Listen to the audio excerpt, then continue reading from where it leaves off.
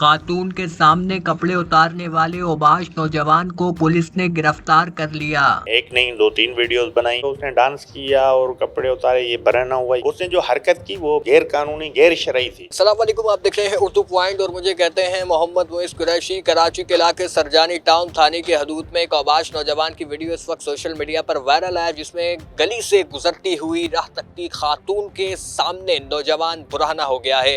یہ واقعہ ہوا، اس کے بعد سوشل میڈیا صارفین نے ویڈیوز پر تبصرے کرنے شروع ہو گئے، ویڈیوز وائرل ہونا شروع ہو گئے اور اس وقت سرجانی پولیس اسٹیشن کی جانب سے SHO سرجانی نے کارروائی کی اور کارروائی کے بعد اس اوباش نوجوان کو گرفتار کر لیا گیا ہے۔ گرفتاری کس طریقے سے عمل میں لائی گئی، معاملہ کیا ہوا؟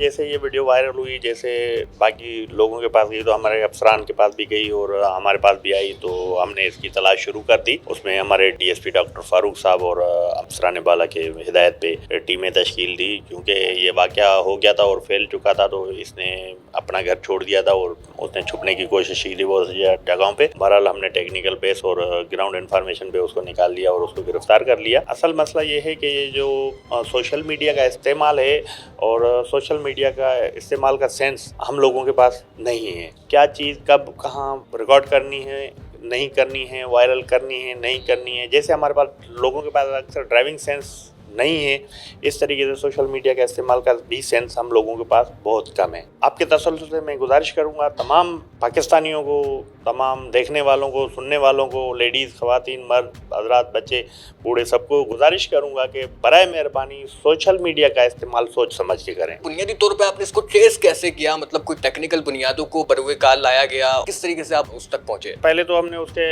گھر اور اس کے رشتہ داروں سے پوچھ تاچھ کی اور ان سے نمبر حاصل کیے، اس کی لوکیشن لی، لوکیشن لے کے پھر ہم نے اس کو ٹریس کیا اور ہم نے اس کو گرفتار کیا۔ جیسے ابھی آپ نے کچھ بیان کیا کہ اس نے ڈانس کیا اور کپڑے اتارے، یہ برہنہ ہوا۔ جب ہم نے اس کو گرفتاری کے بعد ہم نے جب اس کو انٹروگیٹ کیا تو اصل حقائق یوں نہیں تھے۔ اس نے جو حرکت کی وہ بالکل غیر مہذب اور غیر اخلاقی اور غیر قانونی، غیر شرعی تھی، لیکن اصل چیز جو دکھائی اور بتائی جا رہی ہے اس میں تھوڑا سا ڈفرینس ہے۔ ڈفرینس یہ ہے کہ وہ 3 لڑکے آپس میں مذاق کر رہے تھے اور مذاق میں ایک دوسرے کے جیسے بچکانہ حرکتیں کرتے ہیں، اس بچے کی عمر بھی 14-15 سال ہے، اور انہوں نے بچکانے میں اس کپڑے نکالے اور اس کے بعد پھر ایک تیسرا بندہ جو وہاں کھڑا ہوا تھا اس نے ویڈیو بنانا شروع کر دی۔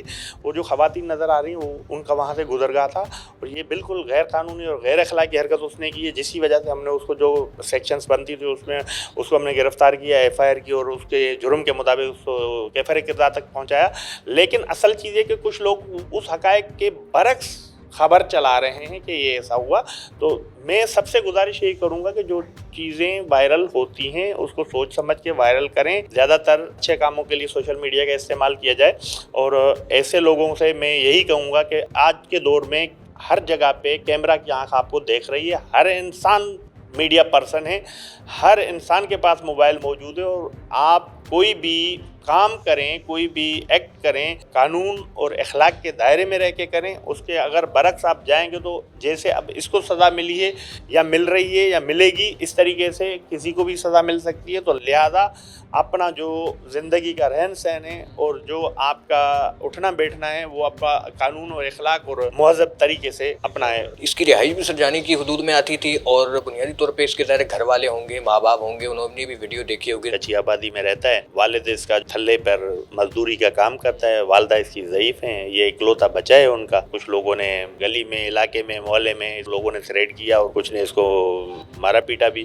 اس کے بعد جو ہے نا اس کی والدہ اس کو لے کے ظاہر ہے بچے کو چھپانے کے لیے اس نے ادھر ادھر جانے کی کوشش کی کہ بچے کو کسی طریقے سے محفوظ کریں، اور پھر جب ہم اس تک پہنچ گئے اور ہم نے ان کو بتایا کہ بھئی قانون کے مطابق اس پہ کارروائی ہوگی، تو بالکل ہم نے جو اس پہ قانون پہ کارروائی بنتی تھی ہم نے کر۔ اس وقت اس کے دماغ میں کیا چل رہا تھا جب آپ نے انویسٹیگیشن کی جو اس نے آپ کو آنسرز دیے؟ دیکھیں، پکڑے جانے کے بعد اور اتنا کچھ ہو جانے کے بعد تو صرف اس کے پاس اپنی غلطی تسلیم کر رہا تھا اور اپنی غلطی پہ شرمندہ بھی تھا۔ ایک نہیں 2-3 ویڈیوز بنائی ہیں، ہمارے پاس بھی اس نے ویڈیوز بنائی کہ بھئی جن کی دل آزاری ہوئی ان سب سے معافی چاہتا ہوں۔ نے ریمانڈ وغیرہ کیا، اس حوالے سے بیہائنڈ دا سین کیا ہے اور کچھ دفعات کا اگر بتا سکتے ہیں تو وہ بھی بتا دیں، کیا کیا لگا ہے؟ سیکشول ہراسمنٹ کی 429 دفعات ہوتی ہے اور اس کے تحت ہم نے گرفتار کیا ہے، FIR کر کے ہم نے انویسٹیگیشن کو دی تھی۔ انویسٹیگیشن اس کو ریمانڈ کے لیے کورٹ لے کے گئی تھی، کورٹ سے اس کا چالان ہوا ہے، اب مزید انویسٹیگیشن تفتیش کر رہی ہے۔